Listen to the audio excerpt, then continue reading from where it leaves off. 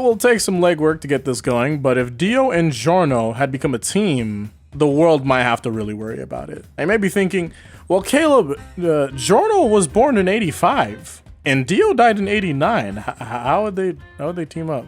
And this is a great point to make because the Stardust Crusaders will have to pursue Dio regardless because, I have to save Holly. So how could we make this work? I think that we have to play the long game here because we have two small choices first. All right. The first one is Dio spins back and instead of, being an absent father, he chooses to support Giorno from the beginning. The second option, is that Dio has Pucci instead get Giorno with the promise that he'll have a better life than the one given to him by his mother and his later on stepfather, which is probably wouldn't take too much realistically. The difference between these two situations is that in the first one, Dio takes the more hands-on role in Giorno's life, shaping him directly under his influence, while in the second, Pucci acts as the bridge between father and son, molding Giorno according to Dio's wishes, but with his interpretations. As for what Dio could do, or more so, I guess what Dio would do, he wouldn't do anything because, he didn't do anything. That's what happened in the canon. Like, he just wouldn't do anything. But if we were going to ask which of these two things is most likely to happen, Dio understands manipulation. So if he sees that Giorno could be more powerful, then he'd have a lot of reason to raise him. But as Giorno would be a baby, I don't think Dio would take care of a baby continuously, especially not. I just don't see it happening because that's just not his character. It would make more sense that Pucci takes on the role of adopting Giorno for Dio later on. So with this unwavering loyalty to Dio and his beliefs, Pucci would be Giorno's ideal guardian in this case, I guess, compared to his original case. He would ensure that Giorno is brought up in a way that aligns with Dio's goals and visions. Pucci would raise Giorno with stories of Dio's greatness, painting him as this, misunderstood visionary, rather than the person that he actually was. This guidance would fuel Giorno with a type of hatred that we have never seen before, but I'm not sure how Pucci could prevent something like Giorno seeing the Joestar birthmark on, say, Jolyne or Jotaro. I think he wouldn't even consider talking about it because it's something that probably never crossed his mind. But I know that it would become a point of conflict later on. Like, hey, they're just like me. It's kind of odd. The Joestar birthmark is significant, It's a recognizable trait of the lineage.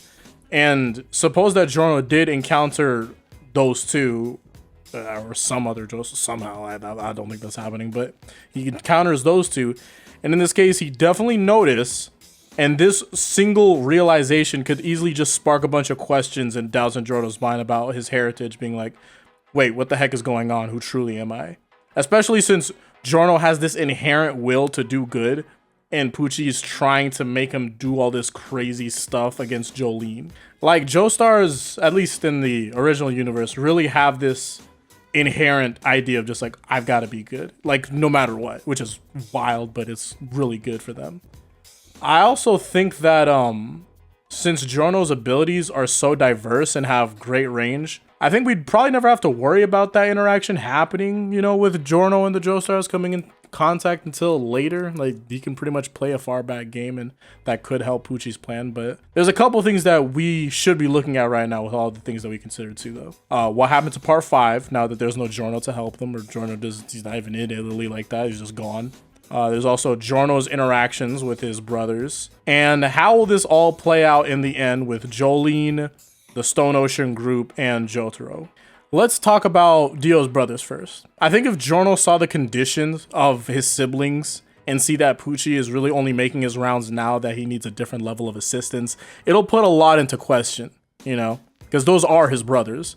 Plus, if Donatello and them learned that Giorno essentially got coddled while everyone else had to fight for their life without any help from Dio or Pucci, they're definitely going to treat him differently, and he's going to think about that like a lot. I know that Giorno would extend an olive branch to all 3 of them, but Pucci would try to stray Giorno away from being too nice to the 3 of them because to him, they're only serving a purpose. They're not any actually sort of Dio. They're just this off area. Now, Giorno probably still wouldn't like that, and especially with how Giorno sees how Pucci will treat Dio's children, even though they're all the same as him.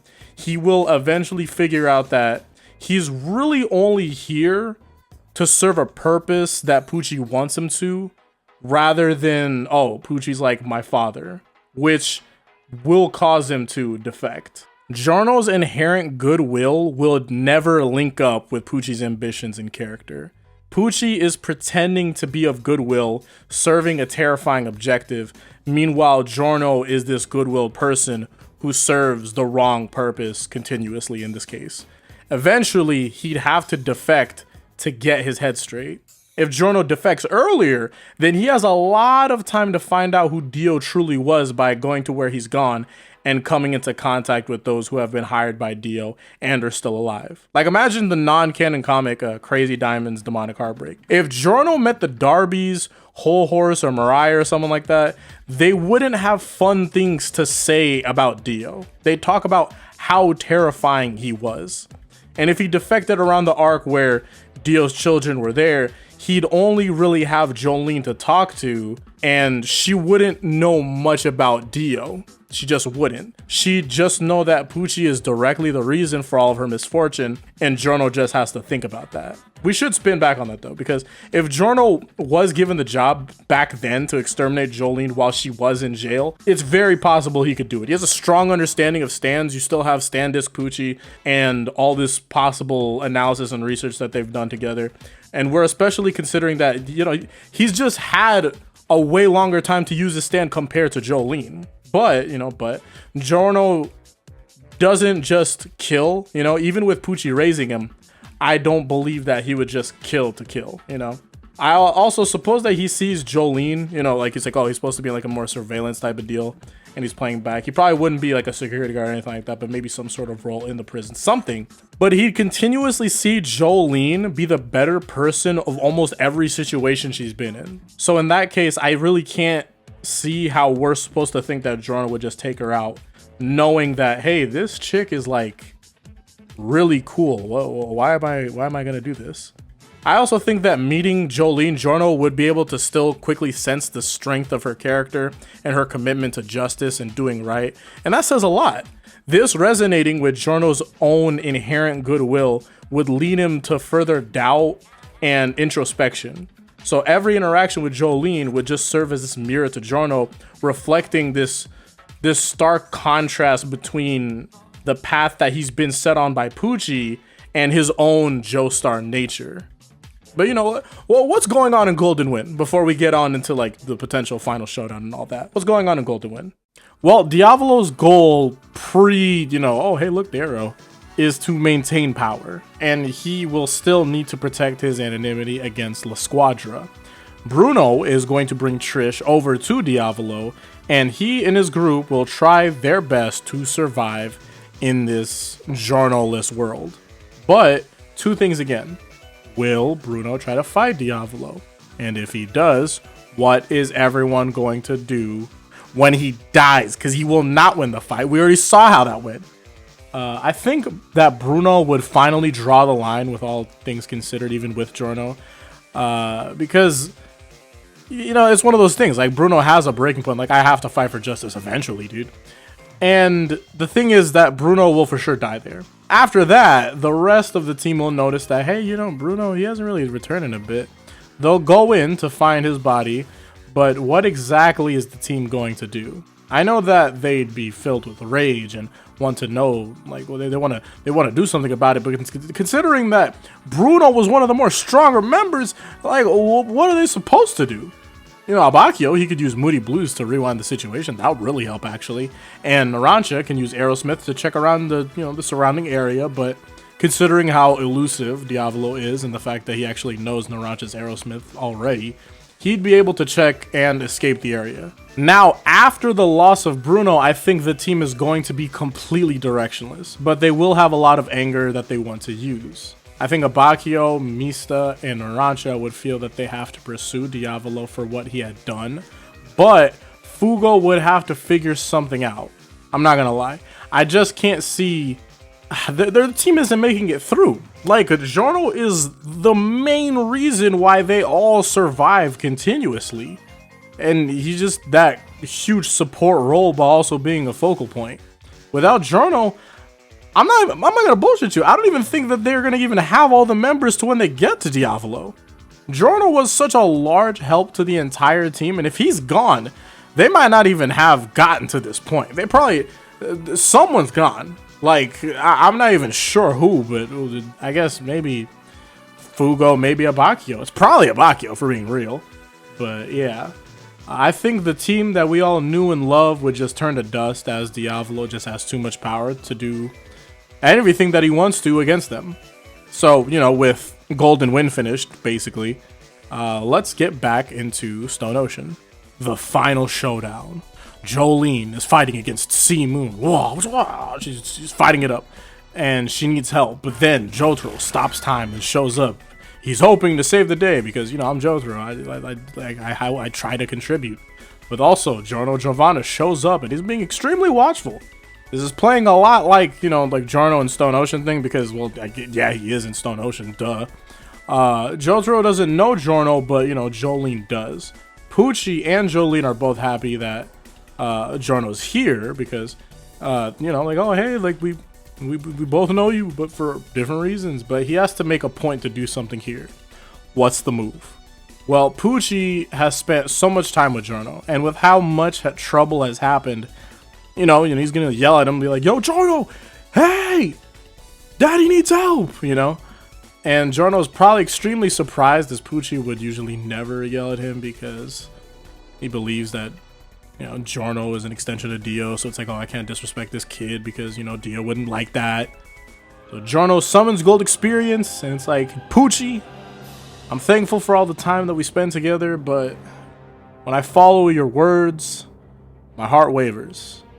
I can follow you no longer. Because with Giorno's inherent, like, will to do good, I know that with all that Pucci is, like, tried to push him towards, it still doesn't click. Like, you can't get a Joestar to really do that as much as you think. And then Pucci yells at Giorno, you know, in the same way that he yells at Donatello. He's like, God, only I stand alone in the kingdom of Dio. You have just ruined everything, man. And, you know, he's gonna begin to rise again. He's gonna, it's like, oh, I'm finding the point. He's gonna mate in heaven. And Jotaro, again, you know, like how it went, he's like, he tells Hermes to, yo, shoot that guy. Shoot him right now. Right before she does, Giorno intervenes, you know, mate kudasai.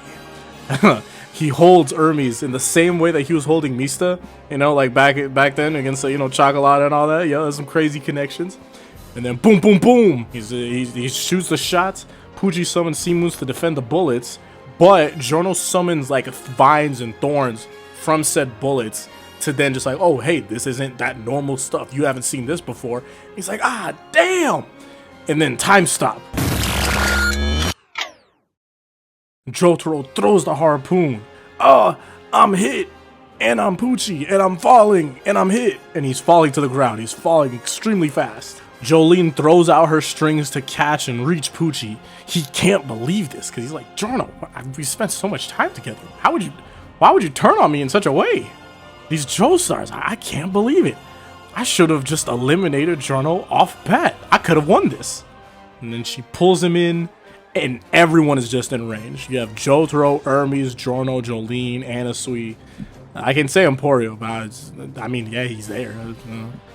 But it's time. All right, this is the Stone Ocean barrage. Boom, boom, boom, boom, boom, boom, boom, boom. You know, all that. Foo Fighters, weather report. Do you hear me? This is for you. And she just punches the hell out of him, just completely. And I mean, like, Jotaro levels of anger from part 3 type of punching. Like, it's bad. Like, he's in his dome piece, bro. It's all bad. And, you know, they win. The universe is saved. But, my God, there are a lot of dead people. Now, Giorno isn't just going to stick around. He has to truly figure out what and who he's supposed to be in this world. He had helped contribute to the destruction of someone who had raised him for his whole life, but there's also the person that he's been helping, which is Pucci, and he's been helping destroy Jolyne's life. So he's like, oh my goodness, so who am I? What am I?